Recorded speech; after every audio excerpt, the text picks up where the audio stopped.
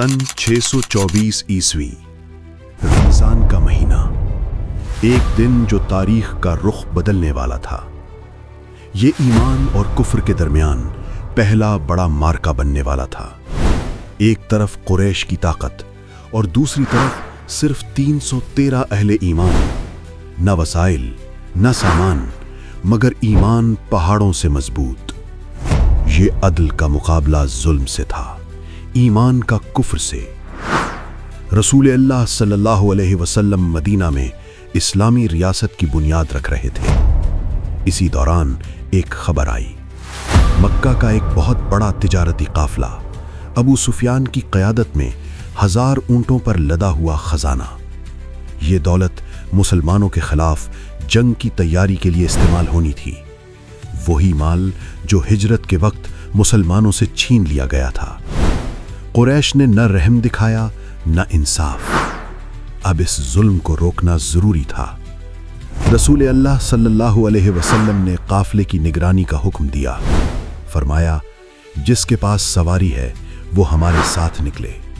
सहाबा के दिल शहादत की तमन्ना से भर गए। बाप और बेटे कुर्रा अंदाजी कर रहे थे कि कौन जाए। बहुत कम उम्र बच्चों को वापस भेजा गया। उमैर जिस्म छोटा था मगर दिल शेर जैसा। आखिरकार उसे इजाजत मिल गई और वो बद्र के शुहदा में शामिल हुआ। यूं 313 का ये काफिला बद्र की तरफ रवाना हुआ। तारीख उनका इंतजार कर रही थी।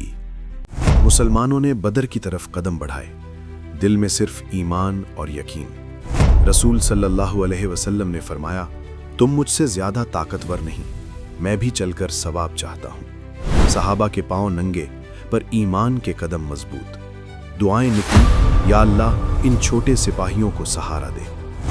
अबू सुफियान ने देखा कि मुसलमान उनके काफिले की तरफ बढ़ रहे हैं। पैगाम रसां दौड़ता हुआ मक्का पहुंचा। हर घर में खौफ की लहर दौड़ी। कुरैश ने फौरन अपनी फौज तैयार कर ली, 1000 के करीब मुसल्लह सिपाही। अबू जहल ने कहा, अब पीछे नहीं हटना, बदर में जाएं और फतह करें।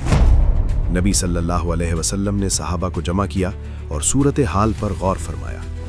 एक सहाबी ने कहा, या रसूल अल्लाह, हम आपके साथ हैं, कभी पीछे नहीं हटेंगे।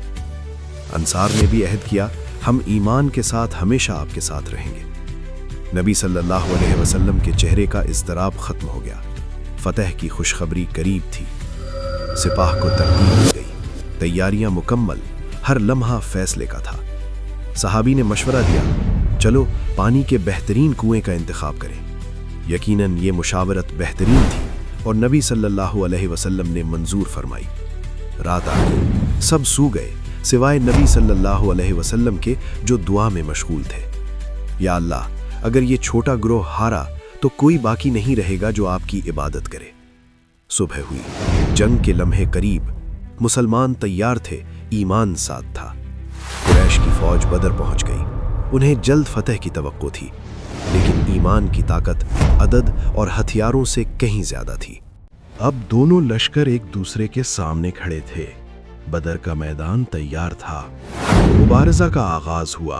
कुरैश के बड़े जंगजू सामने आए। सहाबा के नौजवान मैदान में आए, दिलों में सिर्फ शुजाअत। पैगंबर ने अपने खानदान के बहादुरों को मुंतखब किया, मैदान में कदम रख दिया। पहले चंद मनाजिर में दुश्मन को शिकस्त दी गई। शुजाअत और ईमान ने फतह का आगाज किया। उबैदा जख्मी लेकिन पुरुम्मीद। सहाबा ने मदद के लिए दौड़ा। नबी करीम सल्लल्लाहु अलैहि वसल्लम ने फरमाया, तुम शहीद हो गए और खुशी के साथ अल्लाह के पास पहुंचे। दुश्मन हैरान, बाज भाग खड़े हुए। फतह का आगाज हो चुका था। अबू जहल ने फौज दोबारा मुनज़्ज़म की। फतह की उम्मीद खत्म नहीं हुई थी।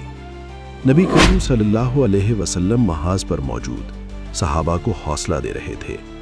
सहाबा ने पूरी ताकत से दुश्मन पर हमला किया। हर ज़र्ब ईमान की अलामत थी। सहाबा की वफा की मिसाल।